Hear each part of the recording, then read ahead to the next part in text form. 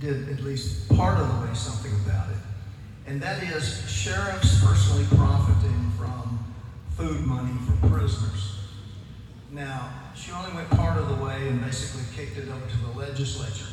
What could you two guys do as governor and lieutenant governor to straighten out what many people feel is just immoral? I think the issue of sheriffs pocketing money for personal gain speaks to a larger issue of corruption that we've seen in Montgomery, unparalleled corruption. In fact, Alabama was ranked #1 in terms of the most corrupt state in the union. And think about this. In the last 24 months, our Speaker of the House, House Speaker, House Majority Leader, and former governor all left under indictment. Now, I had a good friend tell me that the other party's fortunate that Alabama only has 3 branches of government. I saw that kind of sink in. And so, this issue speaks to the heart of why we need a change. Now, I'm not here to tell you that Democrats are perfect. We're not. If one party had a solution, Democrats would have solved it all before 2010. And if the Republicans had all the solution, they would have solved it since 2010.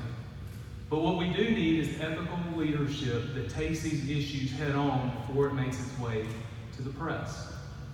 And I've heard a great quote recently. It said the opposite of courage is not cowardice, it's conformity. And you look at who we're running against. Established Republicans who've been in the halls of Montgomery, in some cases for more than 30 years. And while rampant corruption took place, all we heard was silence. That is unacceptable of any leader in any position. And the move that was made just recently does nothing to prevent sheriffs in dozens of counties across the state. It just makes it a little bit harder. We needed leadership years ago on this issue, not just when it was discovered by AL.com. That is the question we need to be asking ourselves. Can we elect a leadership that is committed to what is right? This is not left versus right, this is right versus wrong. And this is why I believe this slate of candidates is more than just a party. It's about the reflection of the people and the values that we hold dear. And by the way, in about 12 days, we'll be presenting our ethics and corruption platform to the state. I can certainly give you a preview of one item we will be doing, and that is to repeal House Bill 317 that created a loophole. For those that don't know House Bill 317, it created a loophole for those that are economic developers not to register as lobbyists, which means it gave them unfettered access to the halls and corridors of Montgomery without being checked. We no longer need to be #1.